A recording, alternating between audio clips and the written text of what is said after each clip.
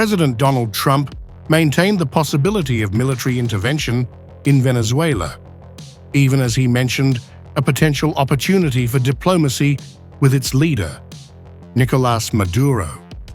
Maduro has claimed that the U.S. military's increased presence and operations targeting suspected drug trafficking vessels near his nation are intended to force him from power. Trump deftly avoided addressing inquiries concerning whether there was anything Maduro could communicate that might persuade the U.S. to scale back its display of military strength. Furthermore, the President of the United States did not dismiss the possibility of taking military action against neighboring allies in the area. Trump stated that the U.S. government is closely monitoring drug routes from Mexico, which he claimed are under major surveillance.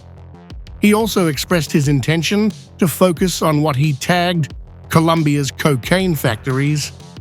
As Trump amps up the rhetoric and the military show of force, the Caribbean and Latin America are pushing back and displaying the intent to confront the U.S. president's moves head-on. Here's all you need to know.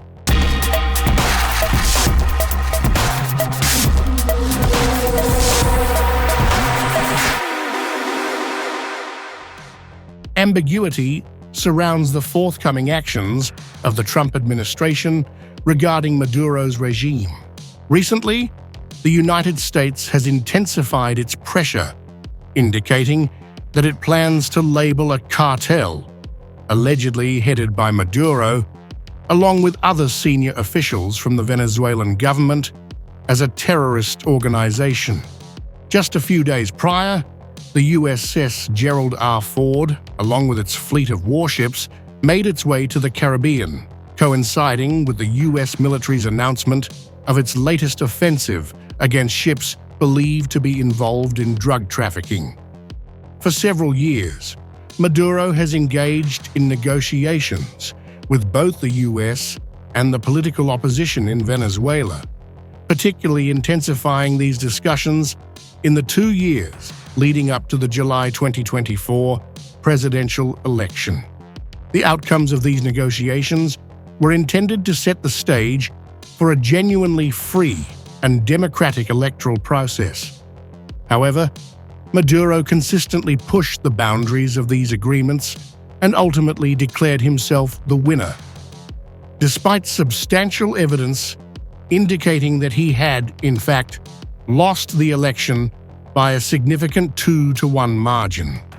One of the concessions granted by the U.S. to Maduro in the course of negotiations involved allowing the oil behemoth Chevron Corp to restart its operations in Venezuela, including the extraction and exportation of oil.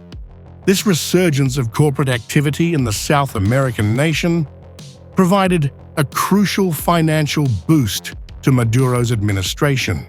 In his weekly television broadcast, Maduro responded to Trump's remarks by asserting that free countries and governments should only understand each other through diplomacy. Maduro has said he would constitutionally declare a republic in arms if his country were attacked by U.S. forces. Maduro and other government officials have repeatedly cited a UN report that they say showed traffickers attempt to move only 5% of the cocaine produced in Colombia through Venezuela. Landlocked Bolivia and Colombia, with access to the Pacific and Caribbean, are the world's top cocaine producers. The UN World Drug Report showed that various countries in South America, including Colombia, Ecuador, and Peru, reported larger cocaine seizures in 2022 than in 2021. The UN World Drug Report did not assign Venezuela the outsized role that the White House has in recent months.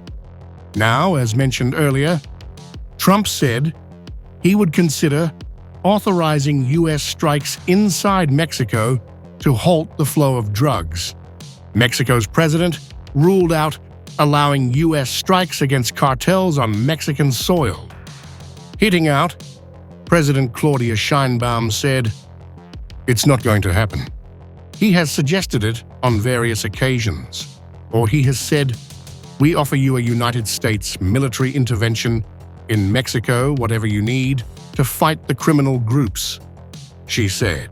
Sheinbaum added, "I have told him on every occasion that we can collaborate, that they can help us with information they have, but that we operate in our territory, that we do not accept any intervention by a foreign government."